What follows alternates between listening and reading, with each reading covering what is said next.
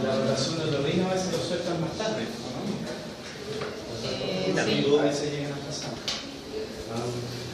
Son los dos tal.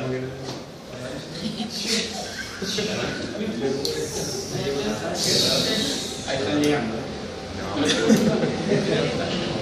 Tal no llegan tanto. Y de nosotros, más responsable.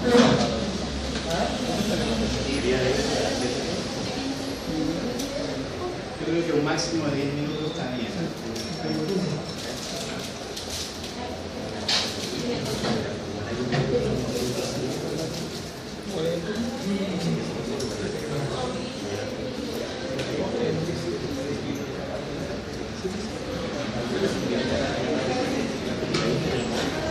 Bien, en la clase de ayer vimos repasando un poquito lo que es la cobertura del ojo, la conjuntiva, las paredes del ojo, que es la esclera, la córnea.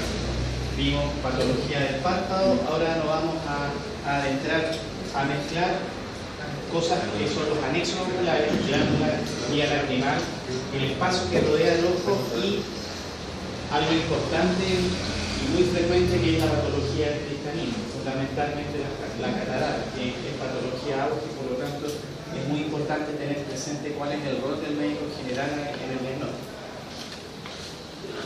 Un poco relacionado con lo que vimos ayer en los últimos minutos de la clase. Ayer hablamos un poquito de la película lagrimal, mencionamos que en las conjuntivitis virales muchas veces se dañan los epitelios glandulares, las células caliciformes, y como ustedes van a ver en esta diapositiva, en tercer lugar está la capa mucinosa, que es la capa interna que es producida fundamentalmente por las células caliciformes que están en el epitelio de la conjuntiva. ¿Y cuál es la función de esta capa? Es adherir en el fondo la película lagrimal que está subyacente, que es la capa acuosa y que es la capa lipídica, que es la más externa, la que está en contacto con el aire. Entre otras funciones, aparte de adherir esta película lagrimal, también permite generar una superficie que permite la entrada de diferentes elementos de acuerdo a su comportamiento hidrófobo o hidrófilo. ¿Ya? Y esto es importante, por ejemplo, cuando utilizamos gotas oftálmicas que tienen, por ejemplo, preparaciones hechas para entrar al ojo o para permanecer el ojo.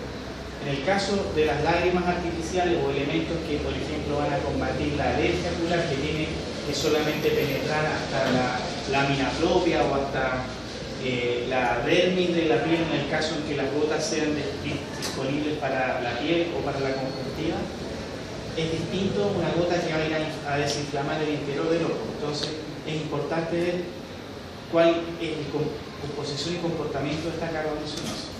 La capa fundamental de la película lagrimal, que es considerada una capa como un verdadero tejido, es la capa acuosa, que está formada por agua y que solubiliza diferentes solutos.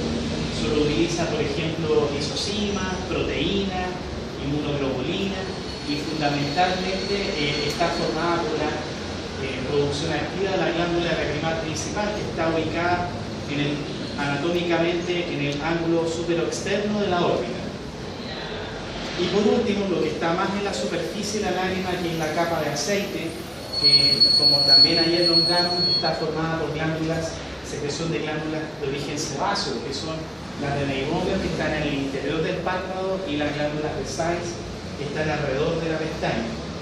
Y esas glándulas generan una capa protectora que evita la deshidratación del borde libre, la mantención del funcionamiento de este tejido de transición que es el borde libre, y fundamentalmente la secreción meibomiana es la que permite generar una capa que evita, entre otras cosas, la evaporación de la capa que está debajo, que es el agua, porque aceite con agua no se mezclan, y genera una superficie suave, de modo tal de que el trauma mecánico del parpadeo o el trauma mecánico físico que genere el aire contaminado con polución o la radiación física proveniente de la fuente natural o fuente artificial genere daño en el epitelio de la córnea o de la conjuntiva.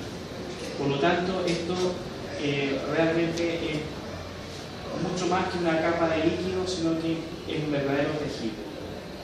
Cuando falla esta película lagrimal en cualquiera de sus tres componentes, componente acuoso, lipídico o mucinoso, se produce lo que se llama el ojo seco o síndrome de ojo seco, ya que vamos a ver enseguida cuáles son sus síntomas o sus síntomas. El ojo seco es una causa de ojo rojo crónico sin pérdida de agudeza visual. Fundamentalmente está provocado por una pérdida de la función de la glándula lacrimal principal, que ya nombramos que está en la órbita, ¿ya? A veces la falla de esta glándula está provocada por una enfermedad sistémica que genera complejos autoinmunes y que dañan esta glándula en forma secundaria. Por ejemplo, en la artritis reumatoidea, fallan las glándulas y a veces también fallan otras glándulas de otros territorios, como las glándulas salivales, y se produce un síndrome de ojo seco y de boca seca o xerostomía, que es patología de las glándulas salivales y que está dentro del capítulo de los botulinos, por lo tanto no voy a entrar en detalle en ese tema. También cuando falla la capa lipídica, habitualmente se produce por disfunción de las glándulas de Meigomes, que son las que principalmente dan el volumen de la capa de aceite. Y ya vimos que en la clase del día anterior, cuando fallan estas glándulas en ciertas patologías especiales, como la rosácea, por ejemplo, hay ojo seco secundario. También cuando falla la producción autonómica de la glándula lacrimal, por ejemplo, frente a un predominio simpático, frente al parasimpático, que es el que regula la secreción de la glándula lacrimal, disminuye la producción de lágrimas, por ejemplo, ante un estrés crónico o uso de medicamentos de acción central, por ejemplo, ansiolíticos, antidepresivos, antihipertensivos, antihistamínicos. Diferentes medicamentos secundariamente producen ojo seco. Medicamentos para el acné también pueden producir eso, entre otras cosas. ¿Cuál es el síndrome de ojo seco? Ya dijimos que está en una causa de ojo rojo sin pérdida de agudeza visual. Si bien la película lacrimal es muy necesaria para generar una capa homogénea, como salía en esta parte de la diapositiva. Por lo tanto, igual el paciente a veces se queja de visión borrosa, que creo que por aquí está, ¿ya? Pero una pérdida de visión leve. En el fondo, en las últimas líneas de agudeza visual, 20-30, 20-25 o 20-20, puede que no note muy bien y en el fondo cuando parpadea el paciente logra una mejor visión. Eso quiere decir que la película lacrimal está disminuida o bien la superficie ocular no está regular. Puede tener, por ejemplo, una conjuntivitis o una pequeña alteración del epitelio de la córnea. Obviamente produce ojo rojo, sensación de cuerpo extraño, sensación de ardor. Esto aumenta cuando las condiciones ambientales son inhóspitas, por ejemplo, ambientes secos, con mucho viento, con flujos laminares, por ejemplo. Hablemos de aire acondicionado, cabinas de avión, cabinas de buses, ambientes cerrados, por ejemplo, donde hay mucho público, por ejemplo, con las luces fuertes también aumenta porque también hay un poquito de fotofobia a veces. Y obviamente el paciente alivia sus síntomas cuando cierra los ojos, a veces cuando se refriegan los ojos o cuando duerme. Y aumentan cuando despierta en la mañana, porque la película lacrimal no es suficiente o no es de calidad y en general también se quejan las dos matinales. ¿Qué signo uno puede ver para orientar que este paciente está sufriendo ojo seco y no está sufriendo una alergia ocular, por ejemplo, como vimos ayer, que tienen folículos conjuntivales? El síntoma fundamental es la picazón. Acá la película lacrimal está muy disminuida. Un alérgico generalmente anda llorando con lágrima acuosa pero limpia, salvo que esté inflamada pero tiene un poquito de secreción. Acá el menisco lacrimal está muy disminuido o ausente y eso hasta se puede ver con visión externa. Y también hay presencia de unos elementos típicos que se llaman filamentos, ¿ya? Los filamentos son distintos que la secreción purulenta de una conjuntivitis bacteriana o la espuma meigomiana, por ejemplo, de una disfunción de glándulas de meigomio, sino que son elementos que tienen una morfología especial que se describe como en una coma, ¿ya? En la cual, ¿por qué se produce el filamento primero que nada? Porque el filamento es la adherencia, en términos simples, de la capa lipídica y la capa mucinosa, debido a que en el centro de este sándwich, que es la película lagrimal, falta el jamón. Entonces se une pan con pan y en el fondo este genera una estructura más sólida que se adhiere al epitelio conjuntival. Es porque falta el componente acuoso. Entonces, en el fondo se adhiere el epitelio y muchas veces la adherencia es tan firme que el filamento con el parpadeo es arrastrado y sale el pedazo de epitelio corneal.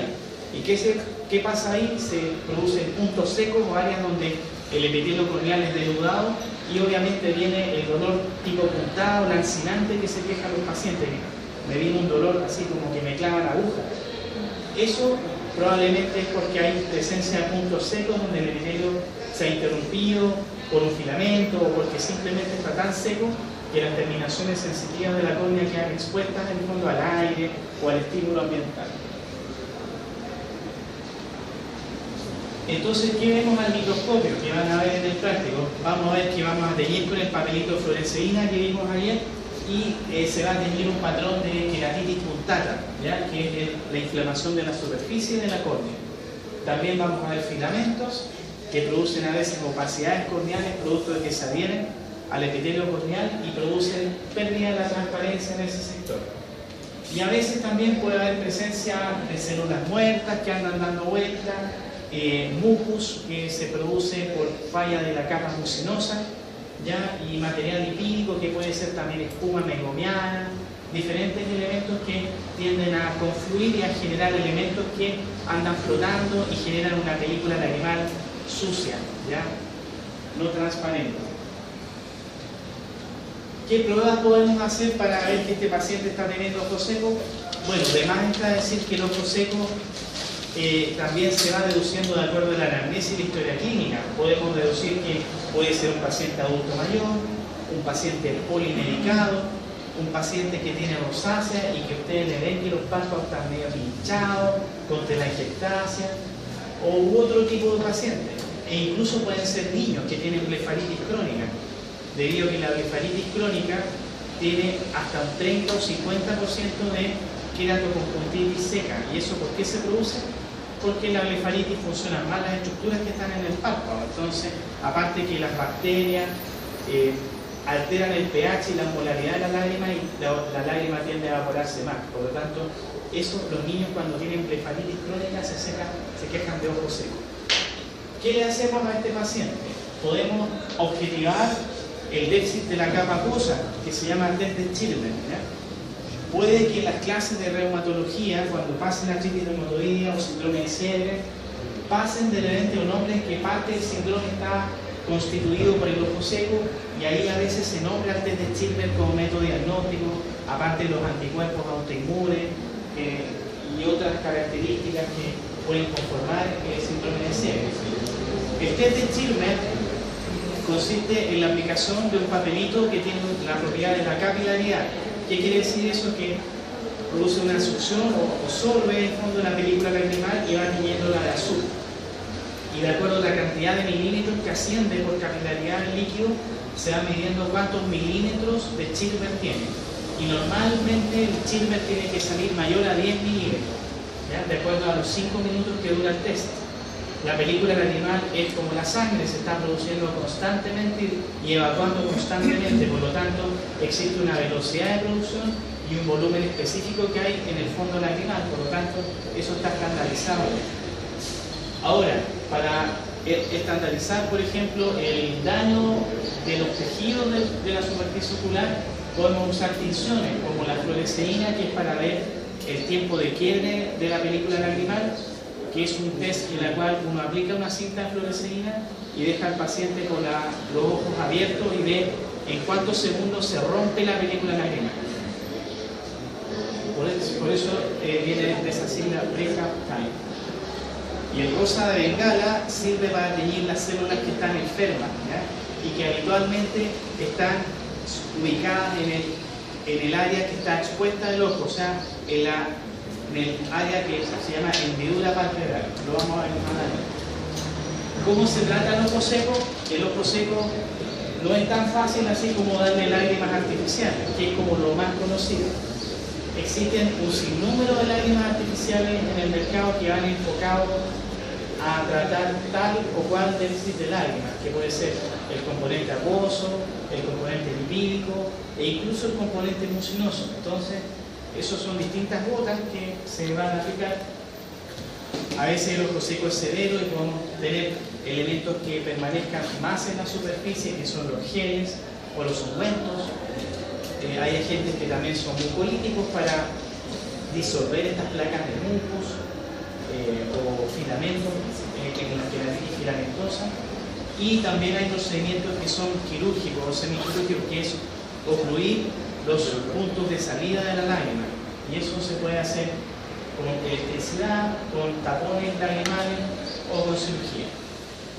La tarsografia consiste en cerrar un poquito la hendidura palpebral, uniendo bordes libres en los extremos temporales, que es para disminuir la exposición del ojo al ambiente y permitir que la película lagrimal no se evapore tanto, ¿ya? Es una medida, obviamente, ya que se ubica en último lugar porque es una medida más agresiva, pero lo que más frecuente se usa es tapar los puntos lagrimales, que vamos a ver prontamente dónde están ubicados. Entonces, acá tenemos el tiempo de quiebre de la película lagrimal. Este es un patrón de tinción de una queratitis punctata difusa, que puede ser una queratitis actínica, como vimos, una queratitis por exposición, o también un ojo seco severo, en la cual está tan seco el ojo, falta tanto la lágrima que la córnea sufre en su globalidad y se tiñe incluso hasta la conjuntiva. El tiempo de quiebre del lagrimal es cuando uno permanece con el ojo abierto y la película lagrimal genera una superficie verde homogénea, y de repente vemos que pasan los segundos y se empieza a interrumpir. Y eso se produce por ejemplo, la pérdida de la tensión superficial de la lágrima, falta de componente lipídico o simplemente falta de componente acuoso, que hace que la lágrima tome contacto muy inmediato con los epitelios y entonces se quiebra. Acá está la tinción de rosa bengala, que en general da un color rosado a las células que están enfermas. Por ejemplo, células de la córnea o células del limbo, y en la transición entre la córnea y la conjuntiva, o células de la conjuntiva francamente normal. Y da un patrón que se llama en dos triángulos, en cuya base está en el limbo y su vértice está en los cantos laterales o en el canto medial. Bien. Entonces esto tiene una relación con lo que acabamos de hablar en la clase de ayer. Ahora vamos a pasar a propiamente la patología de los anexos oculares. Vamos a ver qué ocurre cuando hay una obstrucción a la salida de la lágrima, a la evacuación de una lágrima que ya cumplió su función de nutrir el ojo y generar el lago lagrimal en la superficie ocular. ¿Qué pasa cuando hay una obstrucción lagrimal? En la obstrucción lagrimal, la lágrima no escurre desde el ojo hacia la nariz, por diferentes causas. En general es más frecuente en la mujer adulta, es más frecuente en gente que trabaja con polución ambiental, ¿ya? Que pues acá es muy frecuente, ¿ya? O pacientes que tienen irritación crónica de la superficie ocular y que mueren muchas células, captan muchos elementos inflamatorios. Por lo tanto, esa inflamación o ese elemento polutante va por el conducto lagrimal hacia su evacuación dentro de la nariz, pero genera una reacción inflamatoria crónica cuya consecuencia es generar una estenosis alrededor del ducto de salida, y esa estenosis llega a un modo tal de que se cierra. Entonces aquí la lágrima empieza a no poder salir, se acumula en el saco lagrimal, y en el saco lagrimal se contamina con bacterias de la superficie ocular o de la piel que empiezan a generar una infección de la pared, y eso se llama dactiocistitis aguda. ¿Cómo se manifiesta eso? Un paciente se queja de un lagrimeo, pero es un lagrimeo de origen obstructivo. ¿Y cómo se diagnostica eso? Simplemente recordando que el saco lagrimal está ubicado acá, a este nivel, debajo del ligamento cantal medial, y con un dedo índice nosotros apretamos el saco lagrimal contra el hueso subyacente y vamos a ver que refluye una lágrima que puede ser limpia, mucinosa o mucopurulenta. Y eso se produce porque el saco lacrimal, que es un reservorio de lágrimas, acumula lágrimas contaminadas. Aparte de eso, va a haber una conjuntivitis crónica, porque hay bacterias que están adentro del saco lacrimal y que están en el lago lacrimal proliferando porque ven que esta agua no escurre, y similar a lo que ocurre en un pantano, empieza a crecer la vida ahí microbiana. Entonces un paciente que va a estar lagrimeando, tiene el ojo rojo crónico, con una conjuntivitis crónica. Ustedes ya saben lo que es la conjuntivitis crónica, así que saben cómo se manifiesta. Y el reflujo a la compresión del canto medial. Entonces, este es un paciente que tiene una historia de cronicidad de ojo rojo, con secreción. ¿Y cuál es la diferencia con una conjuntitis aguda? Que ustedes van ahí y le van a apretar el saco lacrimal y va a ver que refluye. Aparte que el paciente se va a quejar de cierta sensibilidad de ese paciente. Acá un poquito para recordar la anatomía, esto no está en la primera clase. La lágrima fundamentalmente se produce acá en la glándula lagrimal principal, que tiene dos porciones, una porción orbitaria y una porción palpebral. La glándula lagrimal cabalga sobre el borde orbitario superior. Por lo tanto acá, bueno, cuando veamos tumores, vamos a ver que cuando hay tumores en la glándula lagrimal, hay una parte que hincha el párpado y otra parte que hincha la órbita, por lo tanto va a dar signos palpebrales y signos orbitales. Esto secreta en el lago lacrimal, y el lago lacrimal se vacía acá por los puntos lagrimales, y los canalículos con cada parpadeo bombean, succionan la lágrima a través de los puntos lagrimales y la llevan a este reservorio. Por eso cuando uno parpadea no solamente distribuye la lágrima, sino que succiona la lágrima, sino la lágrima se caería por rebalse. Y eso es lo que sucede cuando hay parálisis facial. Cuando hay una parálisis facial y se recupera la función del tono muscular, el paciente queda con lágrimas de cocodrilo, porque el tono del músculo auricular queda disminuido. Entonces queda lagrimeando, porque pierde la función de bombeo lagrimal. Esta glándula lagrimal es estrujada, entre comillas, por el parpadeo, y la lágrima llega acá a la nariz. Cuando hay patología rinosinusal, por ejemplo, hay alguna desviación de tabique, hipertrofia de los cornetes, rinitis alérgica o rinitis crónica de diferentes tipos, es importante para nosotros saber eso, porque puede estar causando una obstrucción lagrimal funcional. Por lo tanto, ahí llamamos a los primos hermanos, los otorrinos, para que nos ayuden a ver, le hagan una buena rinoscopía y un buen examen nos digan si está bien la cavidad nasal o está mal.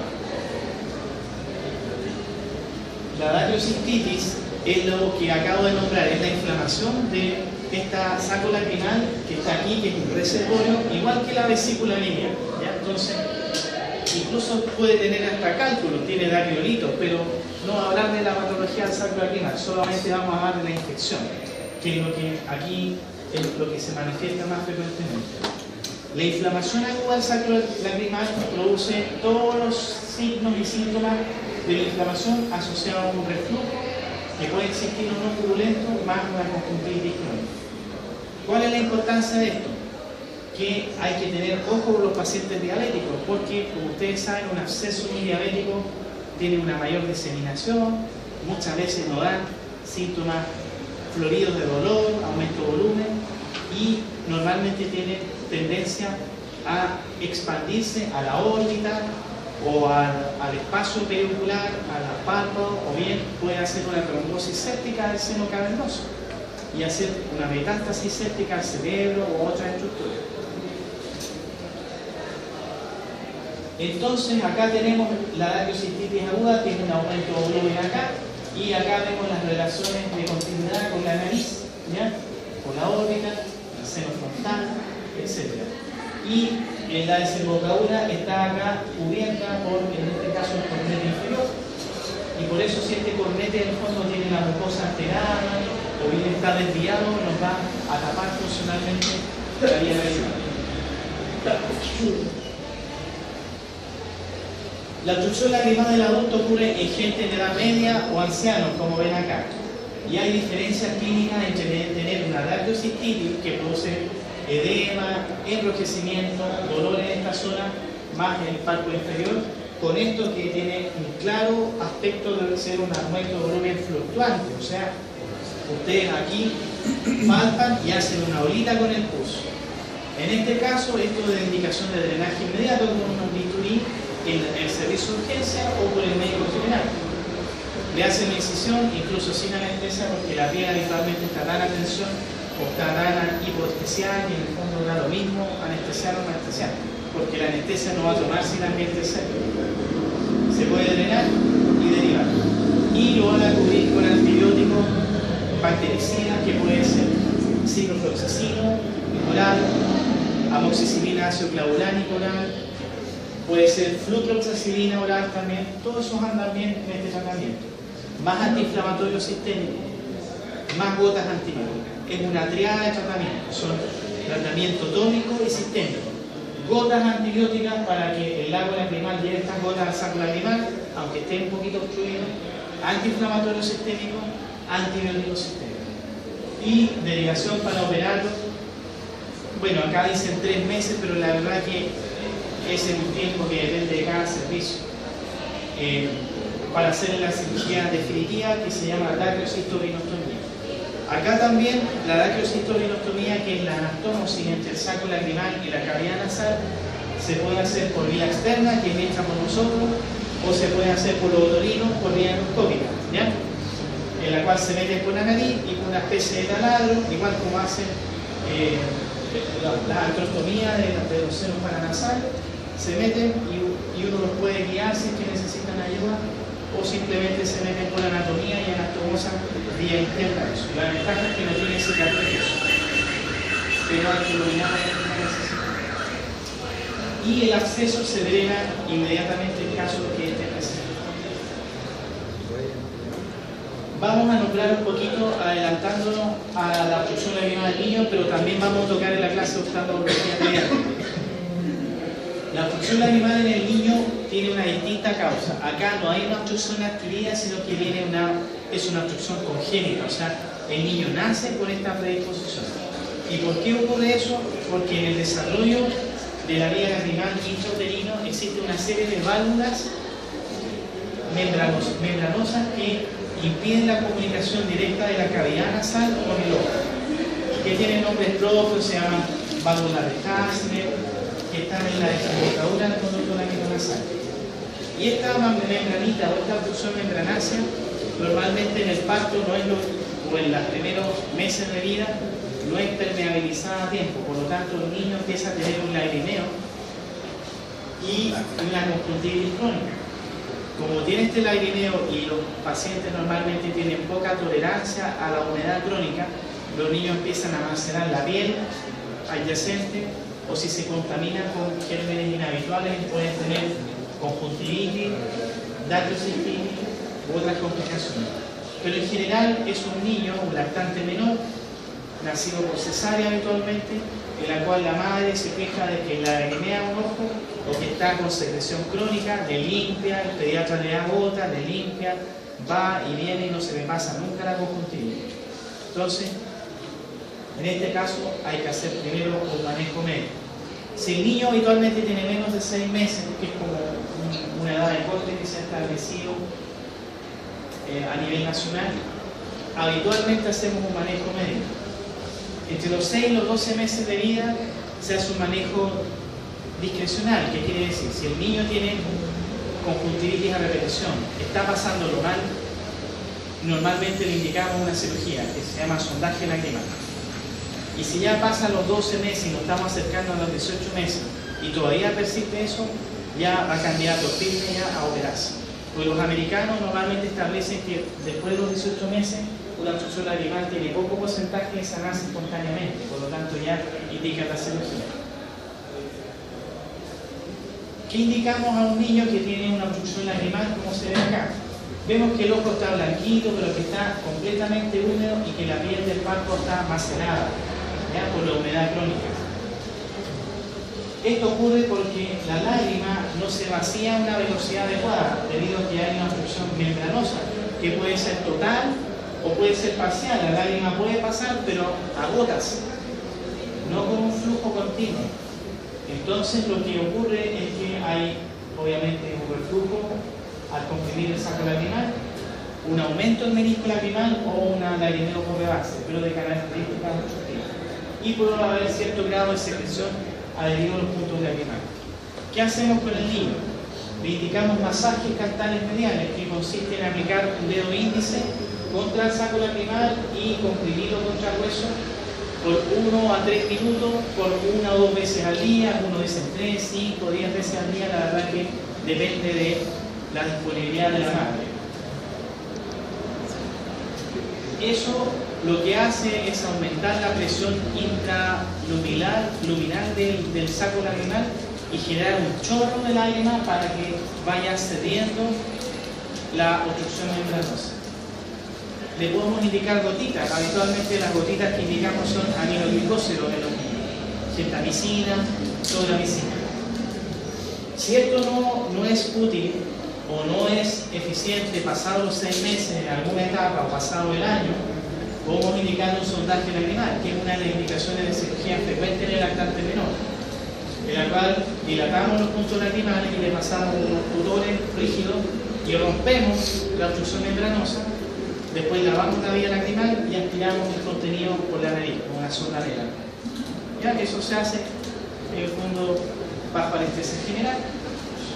Antiguamente se hacía a capela, haciéndole un burro a los niños y sujetándole bien la cabeza, pero esas maniobras ya no se hacen porque ya la anestesia general son seguras y obviamente hay más disponibilidad de anestesistas, etc. Hablemos de 50 años atrás hacia eso. Bien. ¿Alguna duda con el manejo de la obstrucción lacrimal en adultos, niños? Es distinto, acá no se dan antibióticos sistémicos. Salvo que hayan complicaciones como una celulitis y una gastroenteritis. Bien. Vamos a hablar ahora del espacio orbitario. Bueno, la órbita forma parte del capítulo de oculoplástica. Hay especialistas que se dedican a operar la órbita debido a que existen una multiplicidad de patologías en la órbita que implica conocimiento de neurocirugía, de otorrino, interconsultas con múltiples especialistas. Acá están enumeradas cuáles son las causas más frecuentes de proptosis del adulto. ¿Qué es la proptosis? La proptosis es la proyección del ojo hacia afuera o hacia diferentes direcciones, producto de que existe una masa de diferente origen, sólida, líquida, que hace que el ojo pierda su domicilio y se hernie, en este caso, hacia afuera. Y está provocada por tumores de diferente origen. Lejos, la patología más frecuente que vamos a ver es la orbitopatía distiloidea. Y se llama distiloidea porque el paciente puede estar en una etapa de hiper, o hipotiroidismo, ¿ya? Y puede estar asociada a la enfermedad de Graves o a otras causas que producen hipertiroidismo en un inicio, como la tiroiditis viral, tiroiditis linfocítica crónica, que también pueden producir fenómenos de autoinmunidad contra tejidos de la órbita e inflamación de los tejidos de la órbita. Otra causa frecuente de tumores está el síndrome inflamatorio idiopático de la órbita o pseudotumor orbitario, como activamente se llama. El pseudotumor orbitario es una patología inflamatoria cuyo origen es indeterminado, pero también tiene una relativa frecuencia porque se parece mucho a la orbitopatía distiloidea o se parece mucho a las causas infecciosas, por ejemplo, la celulitis orbitaria. Pero en este caso no hay ninguna infección. Y acá el diagnóstico diferencial nos va a ayudar la clínica y también la imagenología, que aquí cobra mucha importancia. Hay otros tumores que, por ejemplo, pueden tener un origen nervioso, como el meningioma, que es el tumor de origen nervioso más frecuente en el adulto que afecta a la órbita. Y otras lesiones, como los tumores de la glándula lagrimal, también son patologías relativamente frecuentes. Todo esto se los nombre porque en algún momento en el Policlínico del Hospital Regional Antofagasta hemos visto estos casos. Tumores de la glándula lagrimal, meningioma, síndrome inflamatorio, orbitopatía distiloidea. Estos pacientes, tumores vasculares, son mucho más infrecuentes, junto con estos tumores que son de origen infantil y que se manifiestan en adultos. También las lesiones linfoideas son de relativa frecuencia, pero son más escasas. Y eso se manifiestan como una masita salmonada en los fondos de sangre. pero son cosas que a tener presente. En general, cuando hablemos de un tumor orbitario, algunas de estas cosas van a ser. En el niño son diferentes. Y también hay que tener presente que los tumores de la órbita pueden ser de origen primario, o sea, de tejidos que están en la órbita, o pueden ser originarios de lugares que están vecinos a la órbita, que pueden ser los senos paranasales, puede ser el cerebro, o puede ser metastásico, puede ser, por ejemplo, un adenocarcinoma celular clara renal que hace una metástasis tardía en la órbita. La proptosis en el niño tiene distintas causas. Lejos, la causa más frecuente de proptosis en el niño es la causa infecciosa. Acá es lo contrario en un adulto. Y la infección proviene habitualmente de los senos paranasales, o sea, de la sinusitis. ¿Ya? Lo que van a ustedes aprender muy bien en sus clases de ortopedia. La sinusitis complicada que compromete la órbita, ya sea en una etapa 4 de Chandler, un absceso subperióstico o una etapa de celulitis orbitaria, pueden hacer en el fondo recurrir que tengamos que operar o cubrir con buenos antibióticos ese paciente, como normalmente hospitalizado. Entonces, la causa infecciosa. También hay otros tumores que son raros, pero que también no son infrecuentes. Por ejemplo, el tumor de origen nervioso más frecuente en el niño es el glioma. El glioma nervio óptico también tiene asociación a otros síndromes que son visibles, por ejemplo, la neurofibromatosis, la esclerosis tuberosa, todos los que son fagomatosis y que se manifiestan, por ejemplo, con síndromes epilépticos, manchas café con leche en la piel y otros hallazgos, malformaciones de hueso, alteraciones del párpado, todo está dentro del contexto de los síndromes neurocutáneos, y eso lo van a ver en neurología infantil, por lujo de detalles. Hay tumores también muy raros que son malignos y que son frecuentes en el niño, que es el rhabdomiosarcoma. El rhabdomiosarcoma es un tumor de los músculos extraoculares que puede manifestarse en los niños y es un tumor de rápido crecimiento y está al ladito acá de la causa infecciosa porque dan síntomas muy parecidos. Cuando veamos las diapositivas van a ver que las diferencias son muy sutiles. Esto es más raro ya. ¿Cuál es tumor? ¿Cuál es infección? Está difícil. Está difícil. Claro, entonces acá no es fácil hacer ese diagnóstico. Claro, acá primero hay que examinar. Acá le tocó la mala suerte al izquierdo, el derecho. Acá hay una proptosis que está un poquito violácea. O sea, se manifiesta muy parecido, por eso no es fácil. Y se han creado numerosas mnemotecnias, por ejemplo, para hacer el diagnóstico. Las proptosis pueden ser lentas y progresivas, como en este caso, en la cual el ojo aparentemente ser más grande, pero en el fondo lo que hay aquí es una proptosis blanca. La proptosis blanca es una proptosis muy indolente y tan tenue que parece que el ojo estuviera normal, pero algo raro se le nota. O violenta, como en este caso, ¿ya? En la cual existe un tumor de rápido crecimiento y acá, en este caso, existe un riesgo de luxación del bulbo ocular, del globo ocular, o una desecación de la córnea, que ustedes ya saben, porque no puede cerrar el ojo el niño. Una vez con el doctor Soto nos tocó operar a un paciente que tenía así, tuvimos que hacer una calzorrafia, cerrarle el ojo y reducirle un poco la órbita mientras él operaba la derivativa ventrículo peritoneal. Pero tenía una neurofibromatosis en ese caso. Pero esto es importante de tener presente. Hay diferentes causas en el niño, por lo tanto hay mucho que estudiar, mucho que interconsultar. Eso ya lo ignoramos.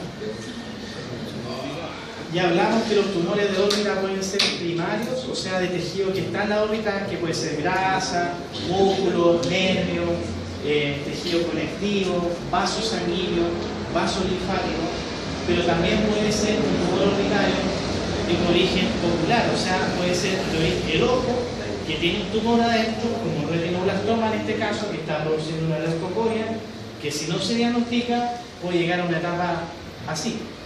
En Chile es poco frecuente que sea así, quizás en otros países menos desarrollados puede ser así, pero acá lo hemos visto. O sea, hace unos años atrás vimos un paciente que venía ligado al hospital de Calama, lamentablemente no tiene buena cobertura especialista, y que venía tratado como una celulitis orbitaria. Y lo que en verdad tenía era un glaucoma neovascular por un retinoblastoma tumoral. O sea, las células de cáncer habían invadido la cámara anterior y se tapó el ojo y empezó a crecer, y el ojo estaba rojo y tumefacto por un glaucoma tumoral en ese caso. Obviamente, eso, un paso más y llega a ser aceptado. Una perforación del ojo y una infiltración del tumor del ojo. Los tumores orbitarios, entonces, como vimos, es difícil diagnosticar de qué se trata acá. Entonces, tenemos que seguir una norma, ver si hay dolor o no hay dolor, el patrón de progresión, si es en días, semanas o en semanas o meses, qué tipo de proptosis tiene, si está proyectado hacia adelante, que llamaremos axial, o si la proptosis está hacia abajo, hacia arriba, que llamaremos no axial, y orientará a qué es lo que está empujando el ojo. Palpamos, por ejemplo, los espacios orbitarios y vemos si hay pulsación. O, por ejemplo, podemos escuchar con un fonendoscopio si hay soplo, por ejemplo. Soplo ocular, y que, por ejemplo, orientará a que tenga una fístula dural, una fístula arteriovenosa, que son patologías poco frecuentes, pero que pueden estar. O, por ejemplo, alguna anastomesis patológica. O si hay cambio alrededor del ojo. La piel está morada, la piel está necrosada, el hueso está doloroso, está hueco, etc.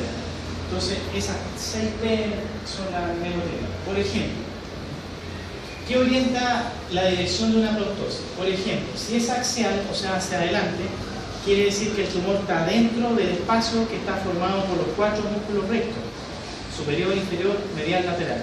Por lo tanto, puede ser, se llama un tumor que se llama intraconal.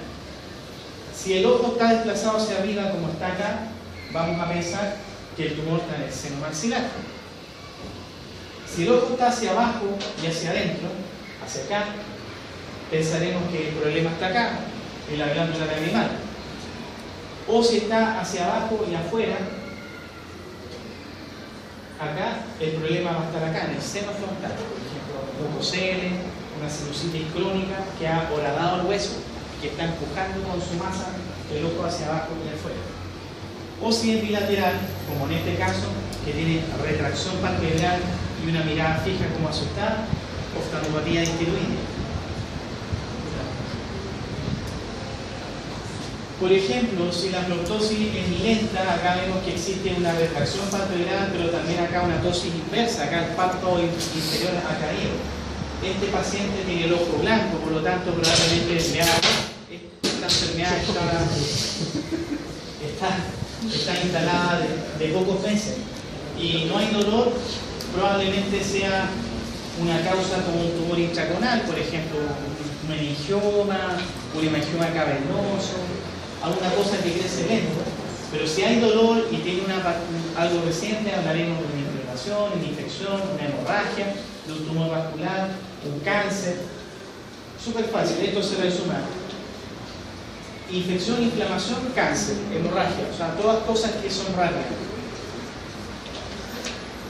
Si la progresión es lenta, ya acabamos de nombrar, puede ser un tumor que crece lento, que son tumores de origen linfático, vascular, neurogénicos como meningioma, que va de a poquito creciendo, invadiendo. O si esto progresa bruscamente, hace poco que empecé así, cáncer, hemorragia, inflamación, infección, ya lo acabamos de nombrar. Es como lógico. Si palpamos, por ejemplo, masa, por ejemplo, vamos con los dedos y palpamos una masa acá, redondita, puede ser una masa que viene del seno frontal, que puede ser un mucocele, o por ejemplo un encefalocele, una malformación en la cual las meninges se hernian por ese sector, y masas superotemporales en este sector de acá, tumores lacrimales. Esto sí que es útil, y esto uno lo tiene que hacer, palpar acá y palpar acá, porque créanme que cuando vean una patología óptica se palpa una masa clarita y uno orienta al tiro que puede ser. ¿Ya? Hay también posibilidad de escuchar, por ejemplo, o ver que uno palpa y que se transmite un latido. Y eso se puede escuchar.